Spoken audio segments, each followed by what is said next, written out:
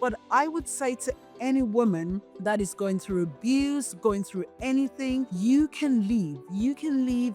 You can make that decision to leave, because what is behind those doors are way better than what you're leaving behind. And that's my testimony now. Hello, dear listeners. It's that time again when we stroll through the paths of ambition, desire, and success. Welcome to the Dare to Declare podcast, where we explore the enchanting world of giant manifestors who've turned their visions and goals into the stuff of legends. I couldn't help but wonder, how do some people create the lives they've always dreamed of? Is it the magic of manifesting, the power of perseverance, or perhaps just a dash of serendipity? Well, dear friends, grab your coffee cups, because we're about to spill the tea on fascinating journeys of those who dare to dream big and make it happen. Join me as we sip on success stories and ponder the ever-enticing question, can we all manifest our dreams into reality, or is it just an urban fairy tale? I'm your host, Debbie Sluice, and I'm here to guide you through the labyrinth of achievement with heart and soul. Ready to dare to declare? Let's get started. Welcome again, my friends, to the Dare to Declare podcast. Today, I have Feyi Smith, and I am excited to introduce her to you because she has an extraordinary story. She is a visionary entrepreneur, a certified project manager, and the founder of the Learning Hub Academy, a thriving tutoring center in Oakville, Ontario, Canada. She serves clients from JK to grade 11. Known for her leadership, creativity, and heart for the community, she's also the force behind the LIFT Project, a not-for-profit initiative offering free academic support to families in need. She's a wife, mother of two, growth-minded strategist, and Feyi balances her business ventures with a full-time career, consistently empowering others through education, innovation, and resilience. Welcome. Thank you, Debbie. Thank you for having me on your podcast. You're so welcome. So we met about a month ago, maybe not even, at an event, and your energy was so contagious. And I don't do this I'll tell you, I don't know if I've ever done this before. Like, I met you and I'm like, hey, do you want to be on my podcast? And you're like, okay. And it truly happened like that. And here we are. So really excited for you to share your story. And, the people that I have on the podcast are major manifestors. And sometimes people think about manifestation in terms of wealth, and it can be, but yours is a story truly of resilience and of being a child of God and being obedient to his will for your life during some incredibly challenging situations. And so I'd love for you to share your story, as you called it, your crazy story, and how, you moved to Canada in 2019. And where did you move from? From the UK, London. Okay. And why did you move from the UK Okay, to so Canada? yeah, so my ex-husband got a job in Canada, and so we moved with him. After a couple of months, we moved to Canada. And you moved to Vancouver, is that right? Oh, so no. So first, he got a job in Vancouver, and I had to come visit him. And then after that, he got another job in Quebec, and then I came to see him. So eventually, we decided on Ontario, and then I relocated with my kids to Ontario. And so how old were your kids at that time? My son was about maybe 10, and my daughter was 8. I just want to acknowledge you for like picking up your life and moving across the world to a new country. And were you working outside the home in the UK at that time? So in the UK, as of that time, I had a nanny agency called Azrael Agency. So I had a nanny agency and I had a cleaning business as well. So I used to be full time, but because of the kids, I resigned from work. I took time off work and I started my own business as well. Now, This isn't a secret. I know that you shared this with me earlier that there had been some infidelity in the marriage on behalf of your husband. And so that had already happened back in the UK, correct? You was Oh, suspicious that of it? happened. So the infidelity happened even before marriage. And that is sometimes, women, we see the red flags, but we just think, okay, when we get married, those red flags are going to turn yellow and then turn green. So everything was there, right? He was himself. And when we were dating, there was, other partners. There was so many other ladies. There was the lies and all that. And then when we got married, it never got better. It just got worse. Right. Yeah. Makes me think of, I think it's a quote from Oprah. And she says, if someone shows you who they are, believe them. Yes, once, not twice, not three times. So Right. I believe that for like 17 years, 18 years plus dating. Yes. Wow. Wow. Yeah. So let's slow the story down a little bit because it's very fascinating, I think, in how you navigated all of that. And then I'd love for you to share some of the hindsight wisdom for someone who's listening today that can relate to, as you said, the red flags that they're hoping will turn yellow and then green. I've never heard that before. I love that. So your family got involved, Yeah. and tell us a bit about that because I think that's a really important piece as well, and especially as a Christian, and how there can be this shame around once you're married, it doesn't matter what happens. It's like you have to stay together. I agree. So initially, I wouldn't say my family got involved because, as you say, I always say tradition and Christianity has a role to play in a lot of marriages. Because my background, I'm Nigerian, and traditionally, we don't get into a marriage to get divorced. And as in Christendom, it's the same thing.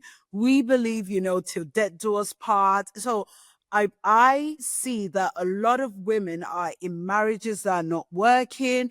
They're in very abusive relationships, but women chose to stay either because of tradition and Christianity. So at the very beginning of my marriage, yes, I never used to go to my parents to tell them, or my family to tell them anything was wrong, because I was of the belief that once you're married, that is it. You have to guard your secrets. You have to guard everything. However, the older I got, I started to understand that sin thrives in secrecy. The more you cover up sin, the more it thrives. The more the abuser thinks, you know what, I can get away with what I'm doing to you. So over the years, my family started to know about what was going on. His family also started to know about a lot of the things that were going on: infidelity, physical abuse, emotional abuse, all kind of abuse. But we have this thing of, what, families coming together and speaking to both parties and, trying to make it work. So I had that for the longest time. And the last straw came uh one time he punched me and my wisdom tooth fell out. My kids were present, they were there. And that was the first time I didn't call family, but I involved the police. So the police attended and it became a mess. It became a mess with family. But my parents were not very happy, or his family weren't very happy that I called the police. But I got to a point where I thought, you know what, enough is enough. You cannot continue to lay your hands on me. I'm not going to accept it. And because my kids were getting older as well, and now they have begun to see the abuse for themselves, right? So that's when, after that, my family is like, okay, you know what? We support you, whatever decision you take. But I didn't leave. I think I still stayed another 7 years after that. But the last straw came when, after we moved to Canada, and he became ill. He was in Yeah, let's talk about that part. Like yeah. when you became ill, because your role in that is incredible. So he became very sick. He had a condition called pancreatitis, but his was so bad, his stomach had to be opened up for a few days. He was in ICU on the ventilator. His heart, his kidney, liver, everything had had packed up. And I stood by him because the hospital constantly were always telling me, you know what, this person cannot make it. He wouldn't make it. And, you know, they always told me we need to pull the plug on him, but I always refused. His family played a huge role in that as well because we set up a 24-hour prayer line when he was in hospital. We're praying 24 hours. We had a rota, you know, for people praying. And in his room, we had the Bible playing 24/7 as well. After about 6 months, he started to show signs of, you know, oh, he was getting better. His kidney was working, you know, slowly, his liver, his heart. He had a cardiac arrest. He was permanently blind in one eye.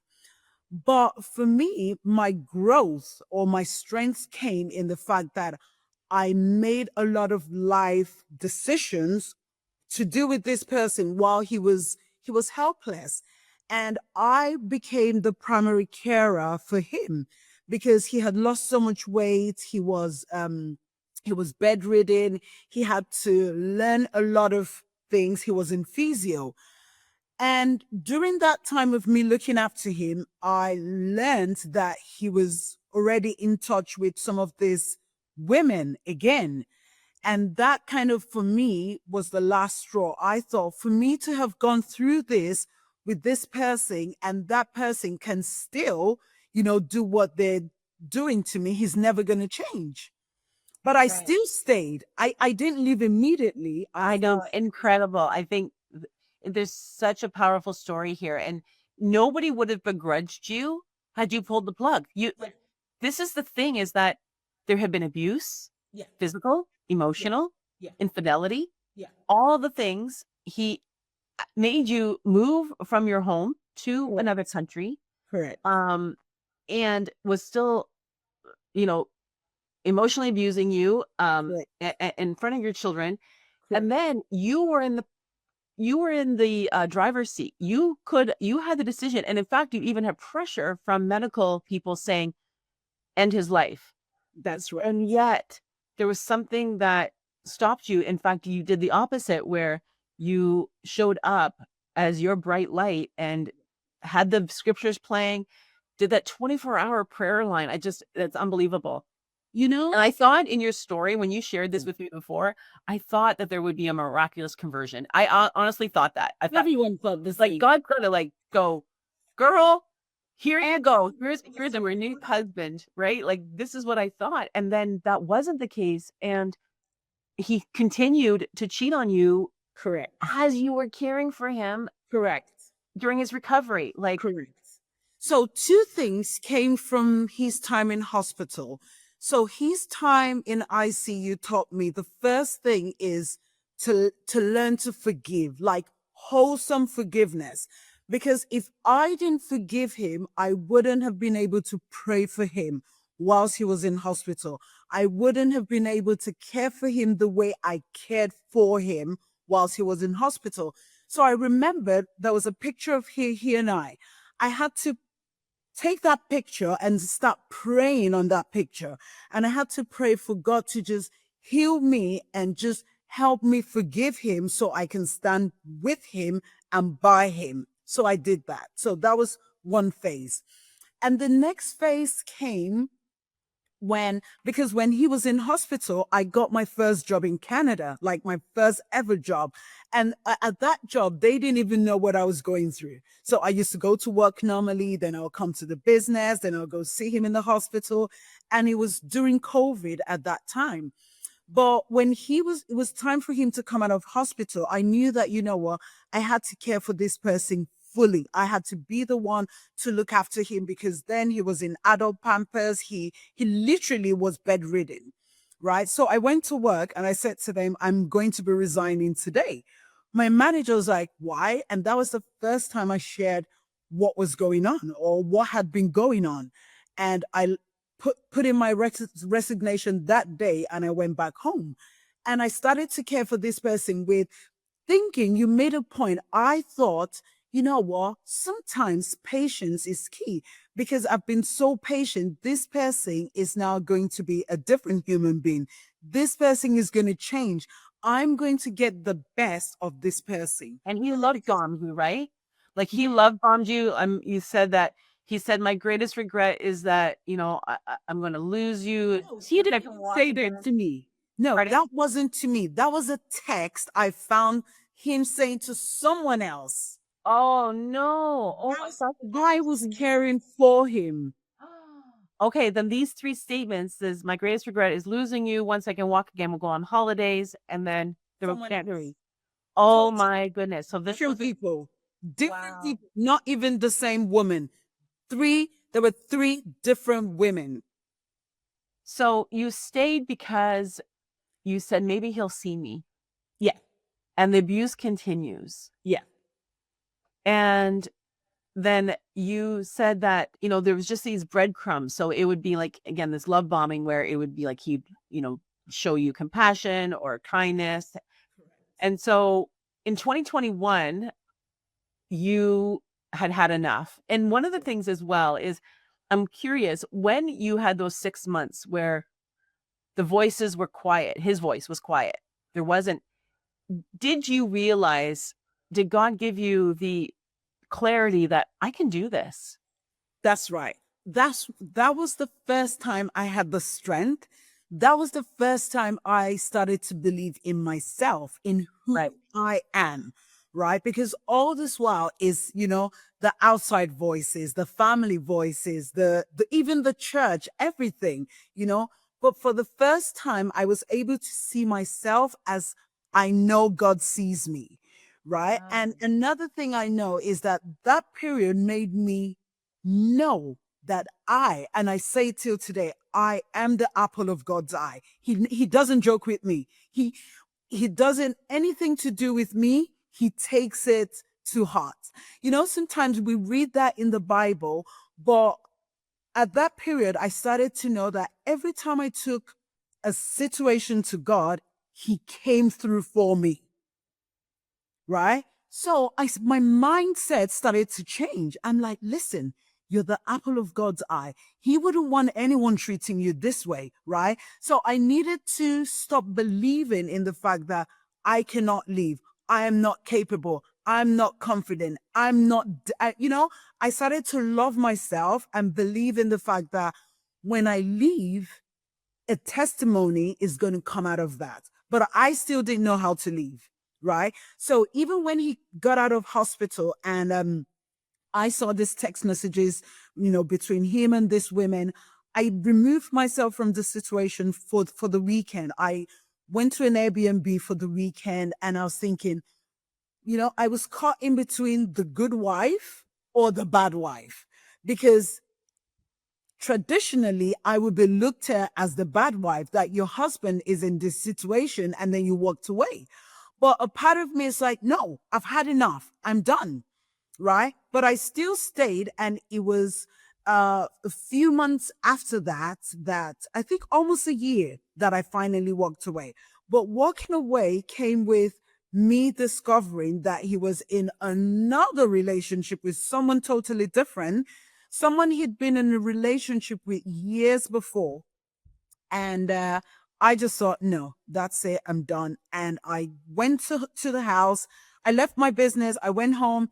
I didn't take anything. I just took my clothes. I put it in the car and I left. And I went into a women's shelter and that was it.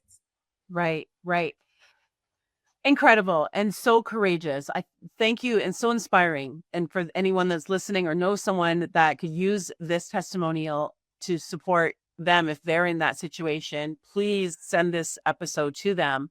And so God kept showing up for you, as you said. And so can you talk a bit about two stores, one being the Honda dealership and the other being IKEA? Can you tell us about both of those situations where God blessed you? Yeah. So when I left my ex-husband, the car was in his name. And he said to me, he says, you know what, I need the car. And at this point, I was panicking because I'm like, okay, if he takes the car off me, how am I going to get to work? How am I get to go? Because at that point, I didn't have a job. I just had the business. I'm thinking, okay, how am I going to get to my business? So he says, meet me at Honda. I met him at Honda and it was terrible. Like, he was screaming at me, he was shouting at me, and the sales guy was there. And the sales guy was like, you know what? I see this all the time when couples, are going their separate ways, they come in here. And he pulled me into his office. He was like, okay, I'm going to separate you guys. And at that time, he's like, okay, what are your options? I didn't have a job. I didn't have anything. I didn't even think that I had good enough credit for me to get a car. So he's like, okay, what have we got here? Before that, I had gone for an interview and I had an offer letter, just the offer letter. I gave this offer letter to the guy, the Honda dealership salesman. I'm like, this is all I have. And he says, okay, give me a few minutes. He ran with it. He came back and he's like, you know what? You've actually qualified for Honda 2022.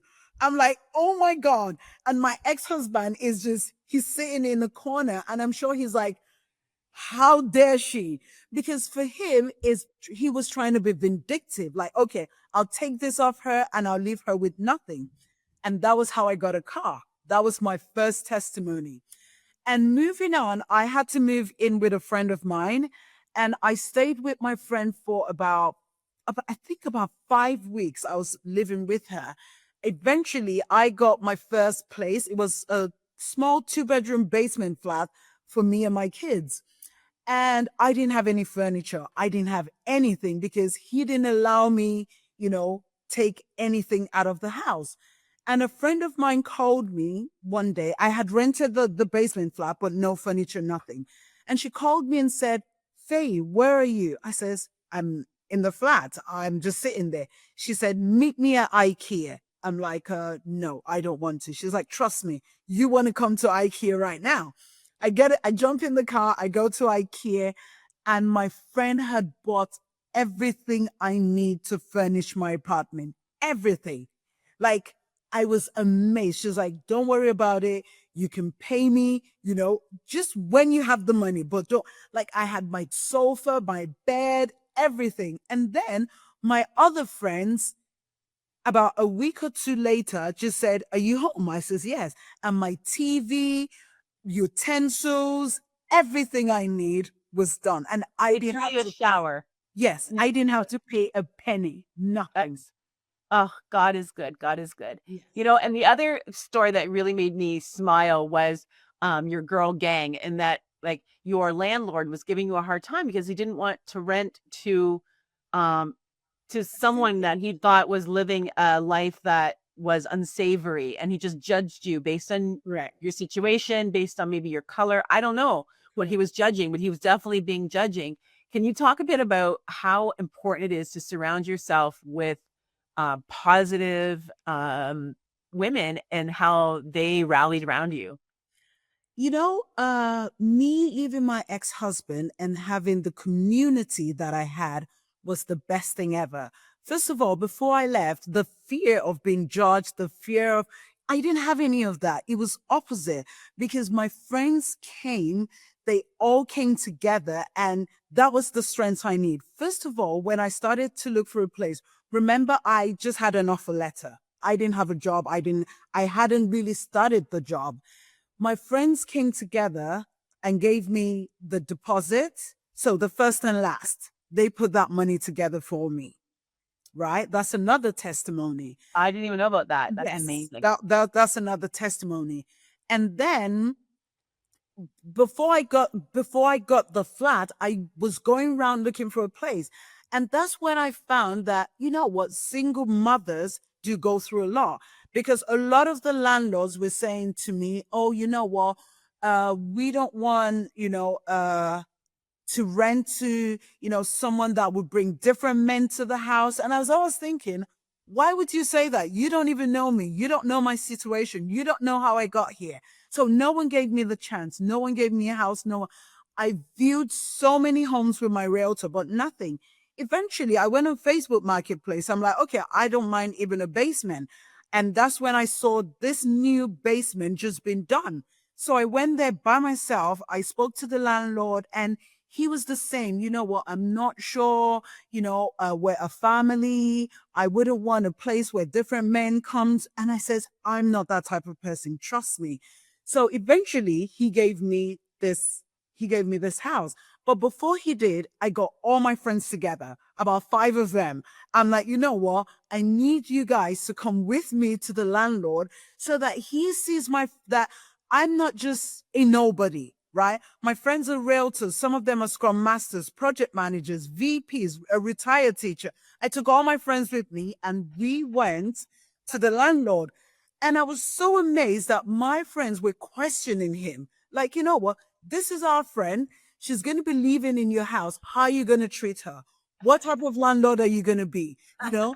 So I love it. yeah, he saw me from a different perspective, from a different place. And I was with him for about 2 years. I love it. But you attracted that friend group. And I'm going to be doing a free masterclass on friendship and the power of friendship because I read a book recently with Mel Robbins, and she spends actually 3 chapters on the importance of adult friendship. Correct. And that really has been a blessing so much in your life. But I want to acknowledge you for attracting those friends and keeping them because you have to be a friend to, attract friends. So that's incredible. And so you alluded a little bit to the job, but you also behind you, if people are watching this, she's got the Learning Hub Academy, and that was part. And you can see the sweatshirt there. That was part of her bio. So this is a company that you and your ex-husband created together, and then he kind of tricked you into giving your shares or not having like there was something there around the ownership of the company, but you've recovered that as well, right? You share a bit about that? There's one thing about me that I notice. Sometimes when I'm in a bad place, a horrible place, that is when I start to get the great ideas. So when we moved to Canada, about 6 months, or not even 6 months, like 4 months into moving with him, I discovered that he was seeing someone else, another person, right? And I was just like, oh my God, I've made all this move. I've packed up my life. I'm done. So I moved into the basement of the house. I said to him, you know what? I'm done. I'm I don't have anywhere to go. I'm going to remain in the basement, but I'm not having anything to do with you. Whilst I was in the basement, I started to think, and I said to God, what can I do? What difference can I make? I need something that is mine, right? I had 2 ideas at that time. It was the Learning Hub Academy, and I started an app called The Tribe at that point. And I spent about 3 months living in the basement without, I just used to go upstairs for showers and everything. I wasn't speaking to him, nothing. And that's where the idea for both businesses came.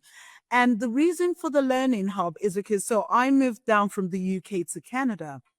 And when I moved down, my kids had to go a class behind. Like they had to, yeah, because of the age. And there was no motivation for them, right? And in the UK, they used to go for extra tutoring and all that kind of stuff. And I'm thinking, you know what? I can actually make a difference. I can bring something else to the table. So then that was where the idea for the Learning Hub started. And the whole idea is to blend the UK curriculum with the Ontario curriculum, because for some reason, the UK curriculum is just more robust. There's some aspects of the UK curriculum that we don't have in the Ontario curriculum. So I sat in this basement and I started to develop my curriculum. Like, okay, I can do this. I started to put it together. I thought of the name. I got someone to do the logo and all that kind of stuff.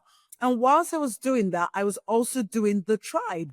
So at that time, the Tribe was an app where you can have a dating app in there. It's just one app. It was Indeed, so you can find a job. There's dating, there's like WhatsApp, everything on one platform. Because right now we have so many platforms for this. So I thought of one for just one platform, and I started to develop that as well. And about 3 months into that, I thought, you know what? Financially, I don't have the money. I don't have anything. So that kind of made me go to him with my business ideas. I said to him, I have two business ideas, right? And then he said, okay, I'll come on board for business ideas. So now this is me being sucked in. And it brings us back to, women. When women are not financially stable, you tend to accept the status quo of abuse, right? Right. Because you're thinking, you know what, I I don't have a way out, and this is Yeah. this is the only option. And that was what my situation was. And that's how he came on board my business. So we got the place, and he used to pay the rent in the place, but I was the brains and the everything for the business. And I remembered I used to spend hours at the business. I would get here about 8 a.m. and I don't close till about 7:30 p.m. But I didn't have any money. I was so broke, and he had a fantastic job. So then I would say to him, "Why don't you pay me $500, just $500 a month, so that I can have a bit of, I want to buy, put petrol in my car. I want to do basic stuff." I had to always ask for that. But Yeah. that didn't even That happen. the control. Oh my goodness. Yes. Yeah. Even $500 didn't happen. So he would always have to give me his bank card. If I was going out for dinners with friends, I would have to use his card because I didn't have anything of my own. But eventually, when we separated, because the business, he said he had a parent company. So I had to put the learning hub under like his own business. So it wasn't really fully mine. But eventually, when we separated, I had to then, create my own uh, business on its own. So I have the learning hub as mine now. So he has more part of it. Right. Excellent. Well done. But you make a very good point around financial independence and financial literacy. And yeah, I love working with women with my business with the vision boards as well. And I just did it with a financial planner who's a woman, and we did the visioning in their team. But I think it's so important. I think like my daughters, they have had a financial planner already for a number of years, and they're only 30 years old. Oh, I didn't really start to do that till I was in my late 40s and 50s. yeah. And so it's just so important. So thank you for bringing that forward.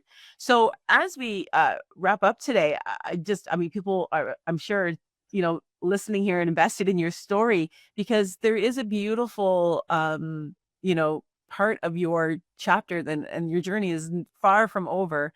But you met the love of your life, didn't you? Yes. So after I left my ex-husband, I met someone great, amazing, amazing. I couldn't ask for a better husband. We're married now. We're married a year now.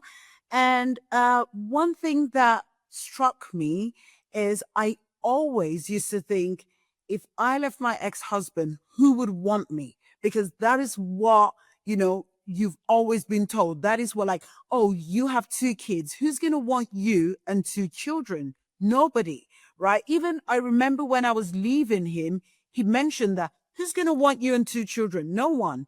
And I remember my ex mother in law, when she was trying to mediate, she said to me, who's going to choose you with two children? No one, right? So I always had that at the back of my mind, but a part of me as well.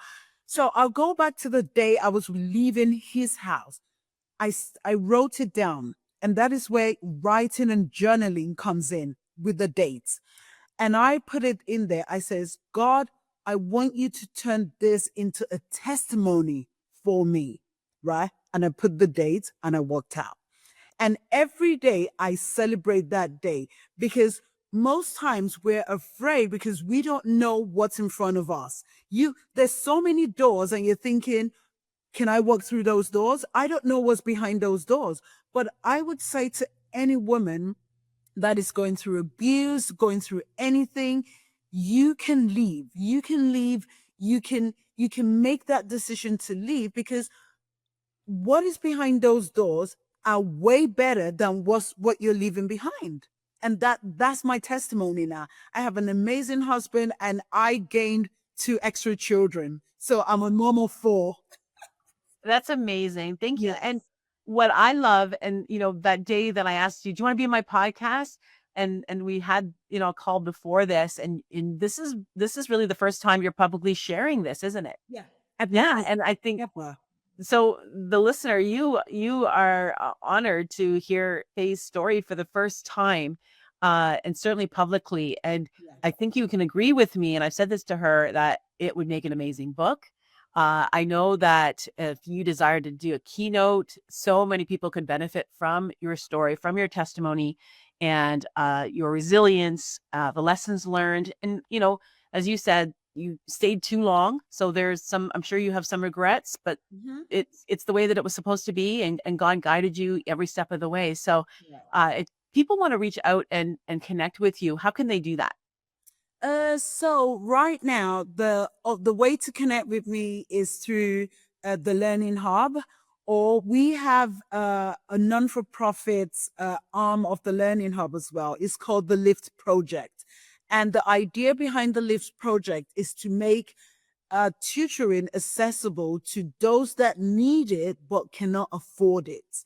And it's all run by volunteers, volunteer teachers, everyone on board that they're all volunteering. So this is going to be open every Saturday for children from kindergarten all the way to grade 11 to help them with homework, test prep. And you can be referred by a friend. You can contact us at contact@thelearninghubacademy.com. And my website is thelearninghubacademy.com. And we are on Instagram and we're on Facebook. That's amazing. I love your arm of the not-for-profit. I worked for a not-for-profit for 30 years, and such good work. And just like you attracted that, I call them girl gang of your women that turned around and started asking your landlord those questions, I know you've also gathered a beautiful team that of volunteers who want to get in on your mission, who can feel your energy, your purpose, and your God-given mission here to support children. So thank you for sharing your testimony. Thank you for being so brave also to be here today. And I know that the listener, wherever they're at in their life, have been impacted by your testimony. So is there any last words you want to leave with the listener? I just want to say to the listeners, as Christian, trust God and trust the process. For me, I've learned one thing, and I learned this just in therapy. My therapist is a Christian, and she mentioned to me that she gave me the story of the Israelites and the daily manna. Trust God daily for your daily manna. Don't think for the week. Don't think for the month, for the day. And that has really, really helped me in everything I do. I trust him for that day, and the next day we see what that day brings, and I trust him for that day as well. So Oh, thank you for that. So powerful. So thank you for listening, and remember always to dare to declare. thank you, Debbie.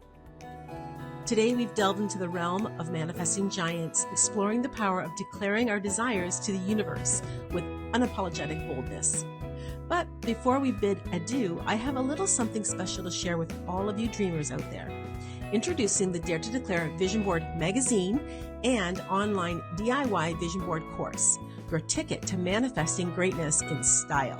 Picture this: flipping through pages filled with inspiring images, empowering quotes, and step-by-step guides to help you create the vision board of your dreams. Whether you're yearning for that spacious condo with a view, or a love that sets your soul on fire, our magazine is here to guide you every step of the way. Dive deep into the art of manifesting with our exclusive online DIY vision board course. Led by manifesting expert, yes, yours truly, and seasoned dreamers, this course will teach you the ins and outs of creating a vision board that speaks to your heart and soul. So what are you waiting for? Join the ranks of the manifesting giants and dare to declare your wildest dreams to the universe. Head over to our website, debbiesluice.com, and grab your copy of the Dare to Declare Vision Board magazine and enroll in our online DIY Vision Board course today. Until next time, keep dreaming big and daring to declare, because in the world of manifesting, the sky's the limit.